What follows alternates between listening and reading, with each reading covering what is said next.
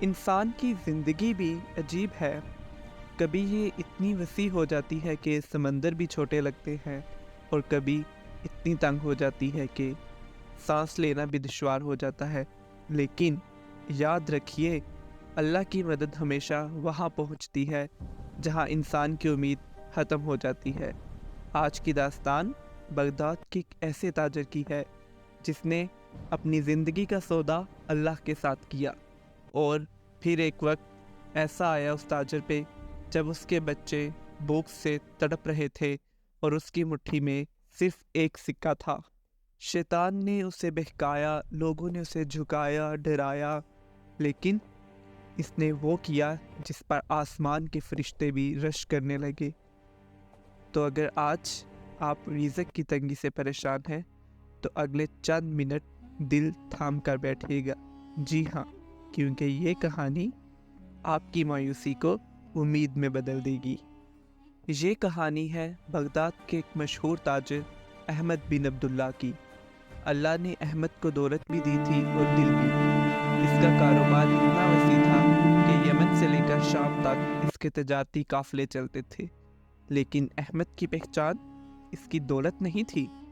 تو کیا تھی اس کی پہچان بلکہ احمد کی پہچان اس کی سخاوت تھی۔ لوگ کہتے تھے کہ اگر کسی غریب کا چولہا بجھ گیا ہو، یا اسے کوئی بھی پریشانی ہو، یا کسی بیوہ کا حال بے حال ہو، تو وہ احمد کے دروازے پر چلا جائے۔ ایک دن اس کا پرانا منشی احمد کے پاس آیا اور کہنے لگا، مالک، آپ جس طرح دونوں ہاتھوں سے لوٹاتے ہیں، مجھے ڈر ہے کہ کہیں ایک دن ہم کنگال نہ ہو جائیں۔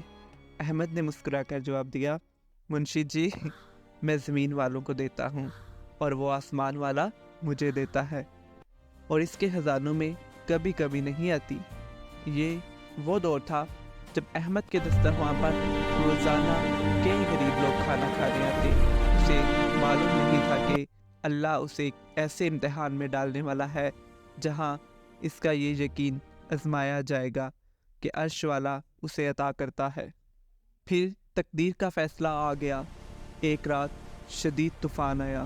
خبر ملی کہ احمد کے تینوں بڑے تجارتی جہاز جو قیمتی ریشم اور مسالوں سے لدے ہوئے تھے، گہرے سمندر میں غرق ہو گئے۔ یہ صرف جہاز نہیں ڈوبے تھے، یہ احمد کی پوری سلطنت ڈوب گئی تھی، اور جن لوگوں کا پیسہ احمد کے کاروبار میں لگا تھا وہ سب تقاضا کرنے آ گئے۔ عزت دار تاجر کے دروازے پر قرض خواہوں کا شور مچ گیا۔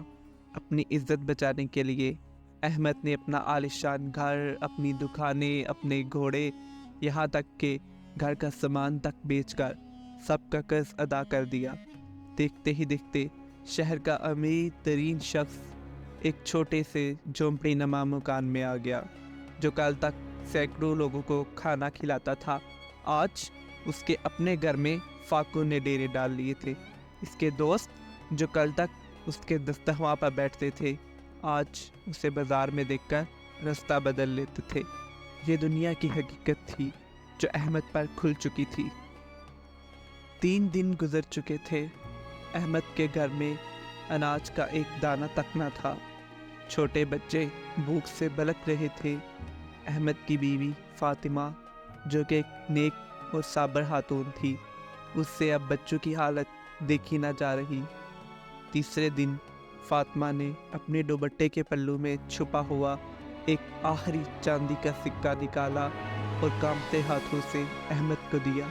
اس نے کہا، احمد، یہ میری آخری جمع پونجی ہے، جاؤ اور بچوں کے لیے کچھ روٹی لے آؤ، کہیں ایسا نہ ہو کہ بھوک سے ان کی جان نکل جائے۔ احمد نے وہ سکہ مٹھی میں دبایا۔ وہ سکہ نہیں تھا، وہ اس خاندان کی زندگی تھی۔ وہ بوجھل قدموں کے ساتھ بازار کی طرف چل پڑا۔ رستے میں روٹی والے کی دکان آئی۔ تازہ روٹی کی خوشبو نے احمد کے قدم روک لیے۔ اس کے پیٹ میں مروڑ اٹھ رہے تھے، لیکن اسے اپنے بچوں کا چہرہ یاد تھا۔ احمد ابھی روٹی خریدنے ہی والا تھا کہ اچانک اسے ایک شور سنائی دیا۔ اس نے دیکھا کہ لوگوں کی بھیڑ جمع ہے، اور بازار کے بیچ میں ایک ظالم سودخور एक कमज़ोर औरत का गिरेबान पकड़े हुए उसे घसीट रहा है। औरत रो रही थी और उस शख्स को वो खुदा के वास्ते दे रही थी कि खुदा के लिए मुझे मोहलत दे दो, मेरे यतीम बच्चे घर में भूखे हैं, मैं तुम्हारा कर्ज चुका दूंगी। लेकिन सूदखोर कह रहा था, आज या तो कर्ज अदा करो या मैं तुम्हें काजी के पास ले जाकर कैद करवा दूंगा। लोग तमाशा देख रहे थे, लेकिन कोई आगे नहीं बढ़ रहा था उस औरत की मदद करने के लिए। अहमद के दिल पर एक चोट लगी। इसने पूछा, इसका कर्ज कितना है? सूदखोर ने हकारत से कहा, सिर्फ एक चांदी का सिक्का। अहमद के कदम जम गए। ये वही एक सिक्का था जो उसकी मुट्ठी में था।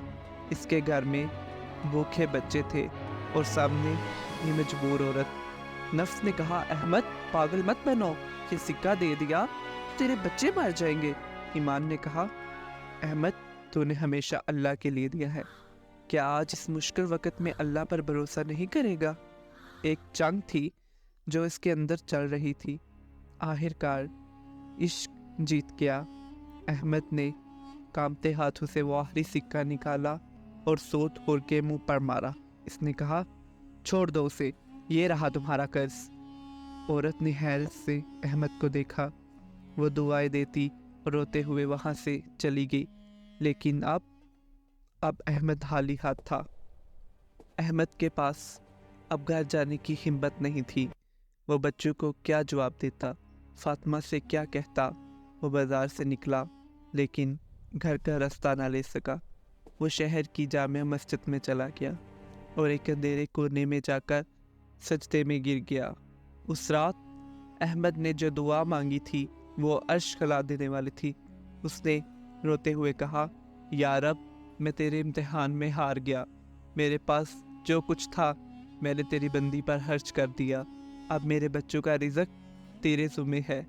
मैं इंसानों से उम्मीद तोड़ चुका हूँ, अब सिर्फ तेरी रहमत का दरवाज़ा खुला है। रात गुजरती रही। अहमद भूख और कमज़ोरी से नडाल होकर वहीं सो गया। फज्र की अजान के साथ ही किसी ने अहमद के कंधे को हिलाया। अहमद हड़बड़ा कर उठ बैठा। सामने एक अजनबी खड़ा था जिसने कीमती शाही लिबास पहन रखा था और उसके साथ 2 खादिम थे। अजनबी ने अदब से पूछा, क्या आप ही ताजर अहमद बिन अब्दुल्ला हैं? अहमद सहम गया। इसने सोचा शायद कोई और कर्ज हुआ आ गया है। इसने दबी आवाज़ में कहा, जी मैं ही बदनसीब अहमद हूँ। अजनबी मुस्कुराया और इसने इशारा किया। इशारा पाकर खादिम ने एक भारी थैली अहमद के कदमों में रख दी। अजनबी ने कहा, मैं हरासान का शहजादा हूँ, क्या आपको याद है? आज से कुछ साल पहले मैं भेस बदल कर बगदाद आया था और मेरा सब कुछ चोरी हो गया था। मैं 3 दिन से भूखा था और आपकी दुकान के बाहर खड़ा था। आपने मुझे दुकान के अंदर बुलाया, इज्जत से बैठाया और मुझे खाने को दिया और अच्छा लिबास दिया और वापस जाने के लिए सिक्के दिए।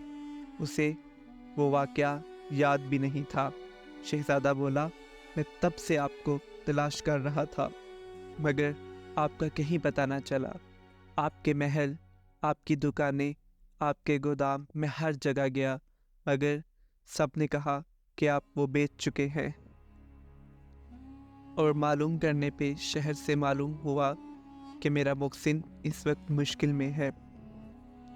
खुदा का करम देखिए कि अभी मैं नमाज़ पढ़ने के लिए आया और आप मुझे यहाँ मिल गए।